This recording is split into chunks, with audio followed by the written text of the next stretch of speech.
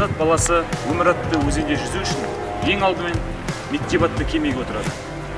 Ол кемеге небір дарынды тұлғаларды, әлемді бас идірген толағайларда отырды. Сіз де отырдыңыз, біз де отырдық.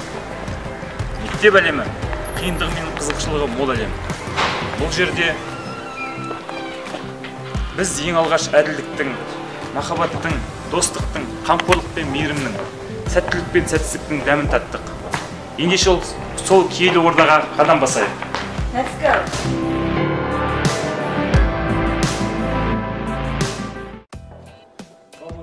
Саламатта. Қош келдіңіздер. Мінекей нөмірі 262 мектеп гимназия 2009 жылы ашылған. Өздеріңіз білесіздер, елбасының 1100 аурухана, 100 мектеп аясында салынды. Мінекей қазіргі таңда 107 мұғалім жұмыс жасайды, 47 сынып комплектісі бар. Мінекей жоғарғы санатты және де бірінші санатты, екінші санатты мұғалімдердің саны жеткілікті.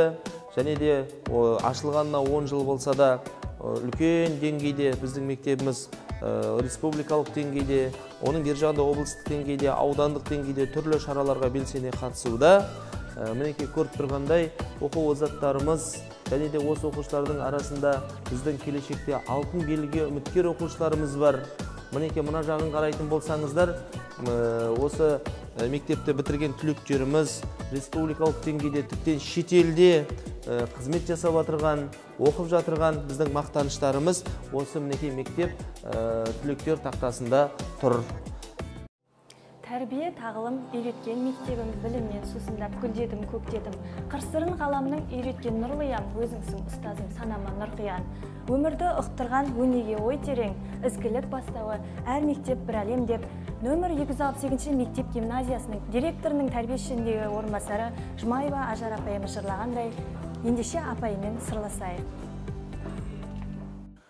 Ұлы ойшыл бабамыз Әл-Фараби тәрбиесіз берген білім адамзаттың қас жауы деп өзінің сөзінде айтып кеткенде, елімізде болып жатқан жаңаша түрлі бағыттағы өзгерістер білім беру жүйесіне жаңаша қарауды, қол жеткен табыстарды сын көзбен бағалай отырып саралауды, оқушылардың шығармашылық қарқынын дамытуды, мұғалімнің іс-әрекетін жаңаша тұрғыда ұйымдастыруды талап етеді. Мектептегі тәрбие жұмыстарының негізгі бағыты оқушылардың танымдық белсенділігін дамыту, сол арқылы олардың өмірінің маңызды жақтарына қатынасын қалыптастыру болып табылады. Нөмір 262 мектеп гимназиясында биылғы оқу жылында тәрбие жұмыстары рухани жаңғыру бағдарламасын жүзеге асыру аясындағы тәрбиенің тұжырымдамалық негіздеріне сәйкес 8 бағыт бойынша жоспарланып жүзеге асырылуда. Оқушының танымдық белсенділігін дамыту бағыты сабақ жүйесіндегі және сабақтан тыс уақыттағы іс-әрекеттерін өзара тығыз байланыстыру арқылы жүзеге асады. The aim of the social project One Day in the Village is to introduce learners with the life of the village to revive our forgotten traditions. This project is very interesting. We came to village very early and watered the animals, fed them, milked the cows, introduced with milking various kinds of tricks from the milk. Girls were introduced with the swing, blanket kind of tracery, kind of sewing, and the boys were introduced with the tools of the yurt and created the yurt. We were very interested in the life of the village. Our learners were the witnesses of the smell of the animals' manure, the sound of the milked milk, all amazing views of villages' life. I think young generations who took such upbringing will value awareness. Жаңа қоғамдастыру жұмысы керемет. Сіздер білесіздер ме? Western Study үдерісі бұл мектепте тәрбие саласында көрініс тапқан. Ендеше кеттік. Sorry, did the lesson start? Yes, of course. Let's go and see this lesson. Okay, so guys, do you understand me? Yes. If you understand me, please choose your pictures. Okay, guys. In order we have a good job, we need to help each other. Okay. Okay.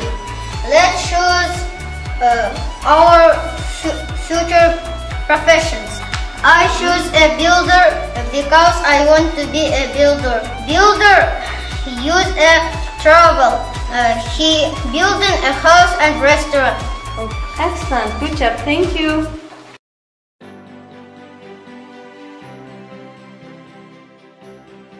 Жобаларын көпшілік назарына ұсынды. Теңізді өлкеден келешекте Стив Джобс, Томас Эдисон сынды ұлы өнертапқыштардың шығуы ғажап емес, себебі аралдық өрендер шетінен талантты, тіпті балабақшадан бастап робот құрастыруды меңгеруде. Біздің осы көрмеге алып келген макетіміз Арал қаласындағы шағырым балаларға арналған Disneyland қалашығы. Бізге бұны жасауға 4 күн уақыт кетті. Және де бұған біз программалар арқылы оларды қозғалтып отыр. Мен болашақта робототехника саласын дамытқым келеді.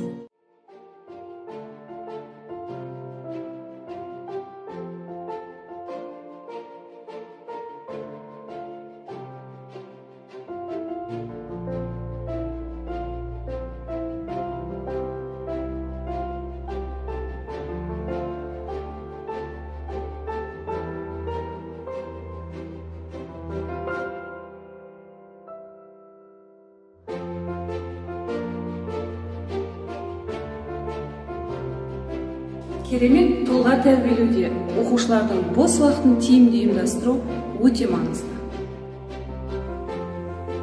Балаларға психологиялық қолдау көрсету тәрбие саласының ең маңызды өрттерінің бірі. Ұлт болашағының келешегін қалыптастыру, нәтижеге бағытталған жұмыстар, бірлескен әрекет әр мектептің ішкі әлемінде.